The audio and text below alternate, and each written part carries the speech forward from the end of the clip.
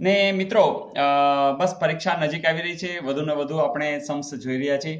તો અગાઉ પૂછાયેલી પરીક્ષાની અંદર ખાસ કરી જુનિયર ક્લાર્ક 2012 માં પૂછાયેલું કે ભાઈ એક વસ્તુની છાપેલી કિંમત પર 20% અને 5% ક્રમશઃ વળતર મળતું હોય તો ખરેખર વળતર કેટલા ટકા થયું? હવે ક્રમશઃ મળે છે, નહીં તો આપણે એમ કહીએ ને 20 ને 5 25 એવું ન થાય. કારણ કે આ સમજવા માટે આપણે સિમ્પલ લોજિક વાપરશું કે ભાઈ 100 રૂપિયાની એક વસ્તુ પકડી લ્યો, બરાબર.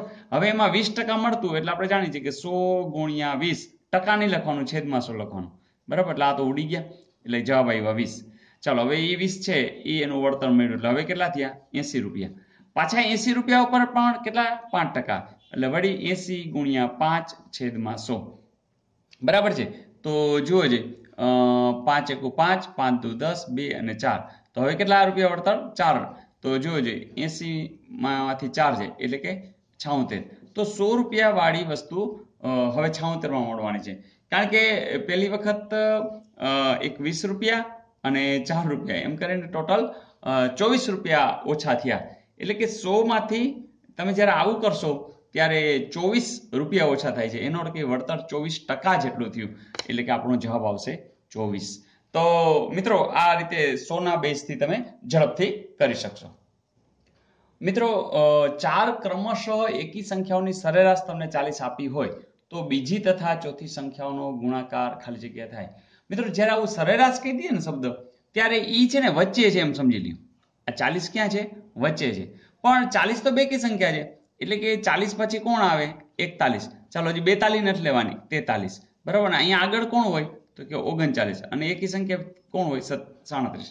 ફરીથી મિત્રો, જ્યારે તમને સરેરાશ શબ્દ વાપરી દેશે એનો અર્થ કે એકી સંખ્યા 37 હશે, પછી 39 હશે, પછી 41 હશે અને 43. આ બરોબર મધ્યમાં હોય, બરાબર.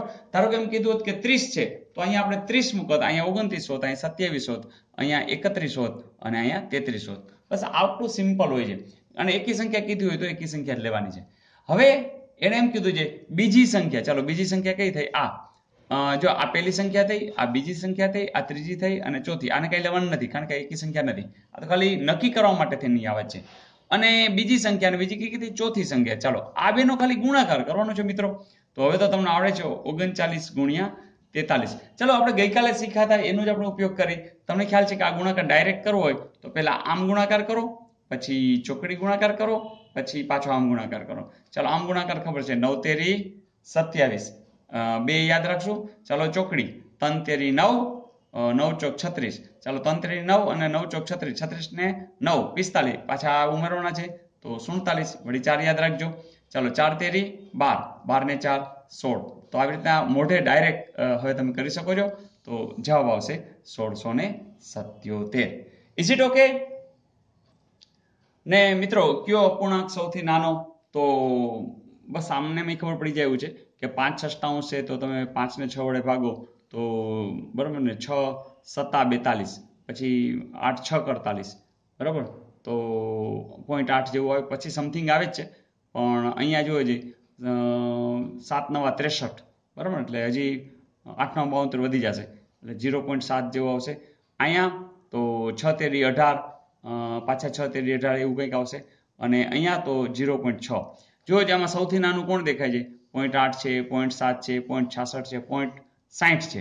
તો તરત જ કહેશો કે આ છે સૌથી નાનું છે, એટલે કે એનો જવાબ આવશે 3/5. તો મિત્રો ક્યારેક એકદમ સિમ્પલ આવા પણ સમ્સ હોય છે. બસ રવિવારની એક્ઝામ નજીક આવી રહી છે.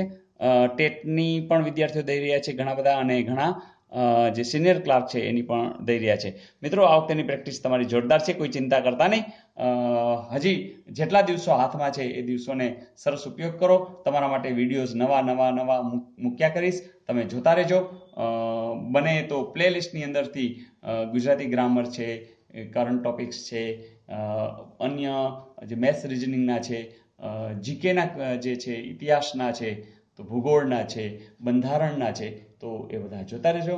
ગુજરાતી ગ્રામરના પણ ઘણા બધા વિડીયોઝ છે, સાહિત્ય, ગુજરાતી સાહિત્યકાર એના પણ વિડીયોઝ છે. તો બસ આનંદથી જુઓ, અને જેટલું યાદ રહેશે એ યાદ રહેવાનું જ છે. અને એને તમારે એ લોકો તો તમને હેલ્પ કરવાના છે, કારણ કે ABCD આપવાના છે, હે ને. તો ચોક્કસથી આ વખતેનું તમારું પેપર સારું જ જશે. Okay, all the best.